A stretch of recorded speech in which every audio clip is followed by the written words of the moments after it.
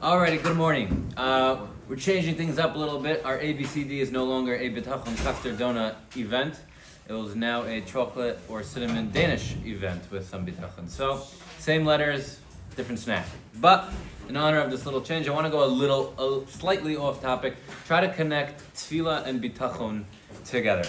Tefillah, we all know, we all just finished up over here, is pretty difficult to feel connected to on a constant basis. Tefillah is pretty hard. There's many different reasons why to get into Tefillah is a little bit difficult. One of the reasons is we kind of say all this praise over and over again. So many different versions of praising HaKadosh Baruch Hu for so many different things that He does. And if you think about it for a moment, it seems a little bit odd why our tefillah is so focused on all this praise, right? Imagine on a resume, right? You put on a homeless guy on your resume. You want to get a job, a homeless guy. And he calls you, the boss calls the homeless guy, and the homeless guy says, oh, yeah, Ellie, he's a great guy. What's your boss going to think? He's a homeless guy. Doesn't mean much. If you put on the, big CEO of a Fortune 500 company as your reference, that means something if he's singing your praise. Or if you get a compliment from a homeless guy, or a guy who is, not as chashuv as some other people, the higher, the greater the person is, if that person is praising you, the greater the praise is. Another example of what us praising HaKadosh Baruch Hu sometimes feel like, it's like imagine praising someone who has infinite gold, the most gold in the world, and you say, hey, I have some silver. Okay, it's pretty insulting to this guy. So what are we doing? Why are we praising HaKadosh Baruch Hu so much? Comparatively to what HaKadosh Baruch Hu is and what He can do, comparatively to who we are, what are we giving Him? Does Hashem need our praise? In what way are we gaining from doing all this praise? There's many other reasons why tefillah is difficult. It's a little bit repetitive.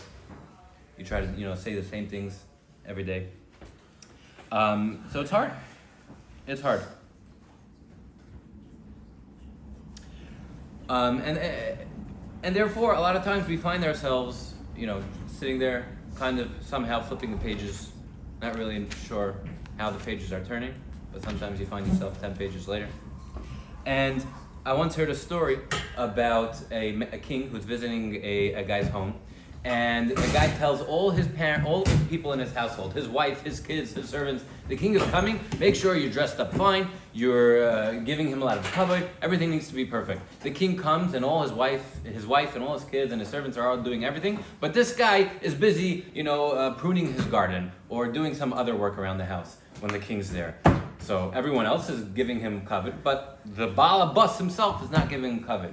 And the story compares it to us when we're davening, right? Our feet are our children, right? We're standing there with our feet together, trying to, in Shemona Esrei. Our mouths are maybe our wives, right? Saying the words. And our servants are maybe our bodies, right? Doing the modems, the baruch atahs, bowing down. Yet, the Baal Bus, the same way as the guy who was pruning his garden when the king came, is our thoughts, is our heart. We're somewhere else. We're left to the right. We're thinking about so many different things. So, how can Bitachon and Tefillah come together a little bit and try to help us improve in our Tefillah, in our davening? The Tefillah there, as we said before, obviously HaKadosh Baruch Hu doesn't need our praises, but Tefillah is there for us to learn and start to appreciate and connect to HaKadosh Baruch Hu. When we're davening Shemona Esrei, for example, right? Or you're saying the brachas in the morning. You see, he's the Malbish Arum. He's the Zoykef Kufufim. He's the Matir Asurim, the Reifei Cholim, the Semech Neiflim, right? Someone you could rely on. He's Mechai Mesim. He's full of Rachmim. He's the Shmoya Tefillah. All these different things. We are learning ourselves. We are coming to a new level of appreciation of what HaKadosh Baruch Hu is, who He is, what He can do, what He does for us. And with that level of connection, with that growth, all of a sudden, you start gaining a little bit spiritual bank. What do I mean by that? Tefillah and Bitachon, they have similar goals. All right, bitachon, we know the goal is one, to be able to live a life of relaxation, menuchas hanefesh, knowing that HaKadosh Baruch Hu is taking care of everything that we need. The second goal of bitachon is to have some sort of influence in our lives. When you have a level of bitachon, you can kaviyachol push Hashem's hand to get Him to give you the things that you want. Tefillah is the same exact thing. The goal of tefillah is you're coming to HaKadosh Baruch Hu and you're trying to have some influence. You're trying to gain something out of it. You're asking Him for, whether it's a pair of roller skates, a job, a raise, refuah shalema, a shidduch for a friend, whatever it is, you're trying to have some influence. Bitachon does the same exact thing. Gets you influence to get the things that you want. Now, when you daven and you're praising HaKadosh Baruch Hu and you're taking the time to notice, hey, He's the Mechayim Esim, He's the Magen Avos, He's the Shmoy Tefillah, right? You say, Baruch Atah Hashem Mevarech Hashanim. You're the one who takes care of that parnasa. Baruch Atah Hashem Roifei Chalei Amo Yisrael. You're the one who's healing everything. All of a sudden, not only are you connecting and getting closer to HaKadosh Baruch Hu, but you're realizing who Hashem is. He's the one who does everything in this world. And you're strengthening your bitachon.